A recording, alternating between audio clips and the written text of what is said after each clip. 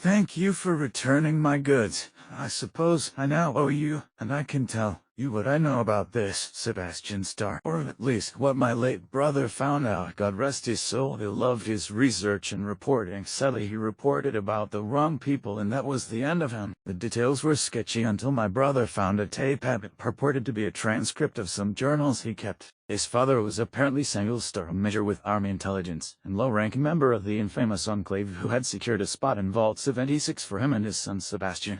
I'll play some of what my brother says was a report by the original overseer of Vault 76. He says it was from an interview many years later. Oh, I remember Major Starr and his son Sabastian quite well. They came into Vault 76 a few weeks prior to when the bombs, finally, dropped. I was told by Vault Tech that Major Starr would be my intelligence liaison to the outside world. But I knew there was something more sinister at play. How would I describe Samuel? Cold, efficient, and with almost no casual personality to speak of. His son, on the other hand, was almost the complete opposite. Rambunctious, chaotic, but generally very friendly and sincere. I didn't know much about his mother. She didn't come with them, and Major Starr rarely spoke of her. Apparently there was a messy divorce, and then she disappeared.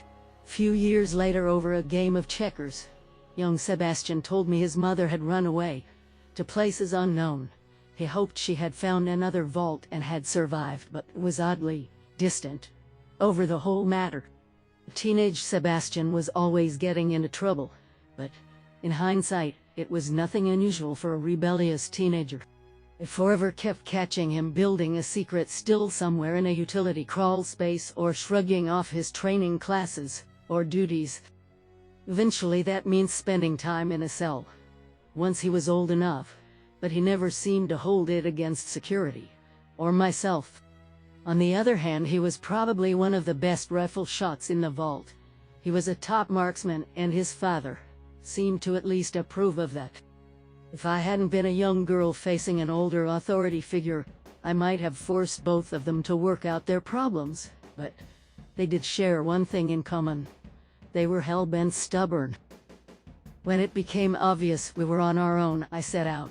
Perhaps I could have taken Major Starr with me, but we all set out on our own paths. I never saw what happened to Major Starr or Sabastian and feared the worst when I returned to Sutton a year later. I had no idea who had survived and who had perished.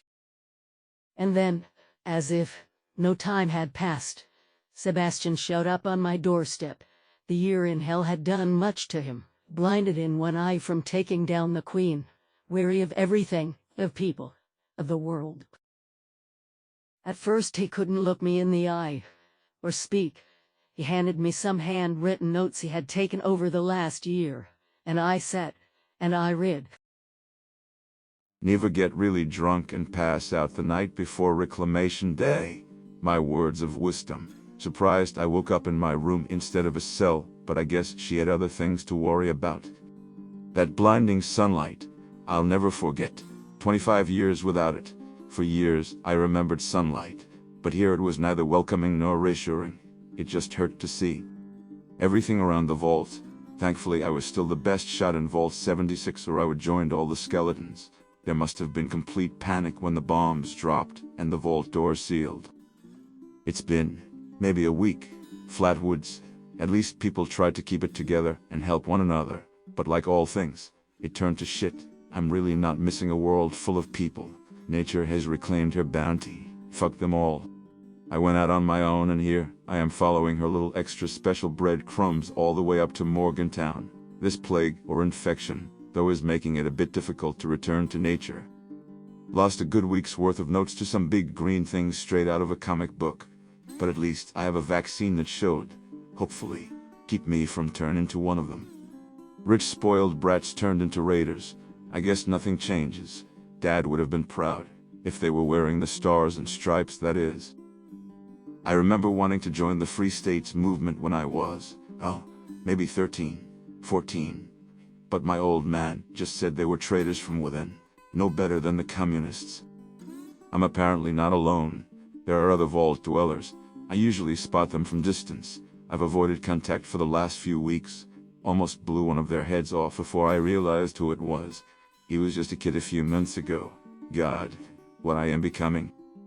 So apparently fascist militarism didn't die out with America. Former soldiers becoming religious nutcases in steel armor. Dad would have loved them. A lot of good this Brotherhood of Steel did. Charge of the Light Brigade, my ass. But at least they had a plan. I think, maybe, enough of us. It's such a long shot. It'll never work. A training army camp run by robots. Dad told me they were probably going to automate the process, and I guess they did.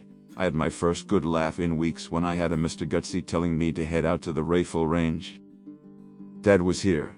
The first signs of the old man in a months, however long since I left the vault. He made quite a detailed recording here at Camp McClintock. He probably would have laughed at me for not being an officer, but his entries are actually helpful for a change. I'm going to try and talk to my fellow survivors. Maybe we can pull this off.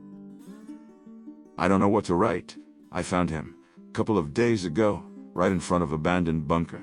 Wasn't much left of him. Could only identify him from his uniform. He was never much of a writer, but he spent his last few hours writing up quite a storm. I feel like I've been screaming, crying, screaming, for hours. Could have given off my position, but, thankfully, nothing came. Maybe nature had mercy. After all, so much he wrote, so many lies he had told me growing up. The Free States movement, so-called traitors and lawyers had figured out the truth all along.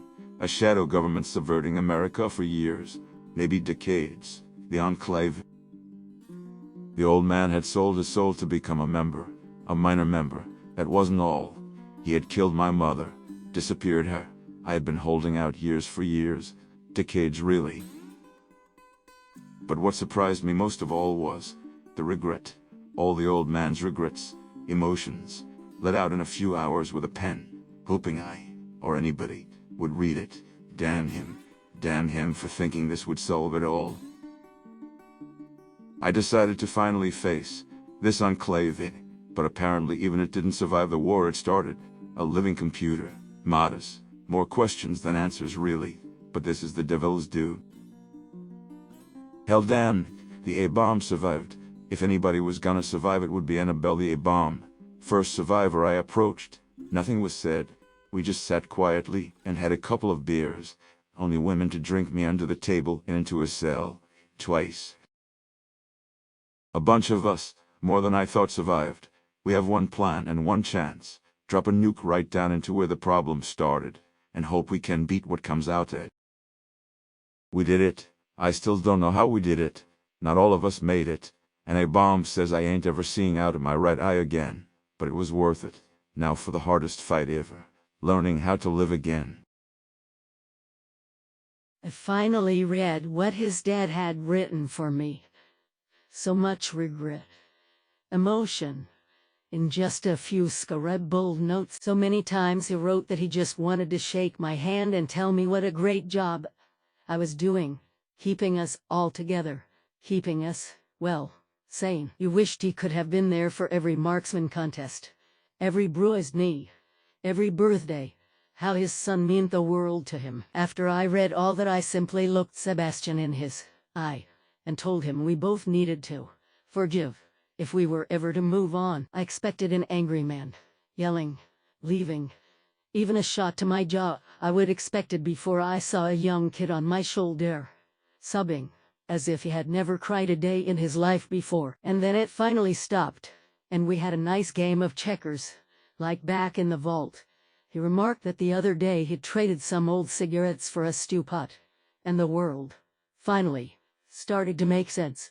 Maybe the first time ever had. And that's when I told him he needed to make contact with the people coming back to West Virginia. But, alas, that's another story.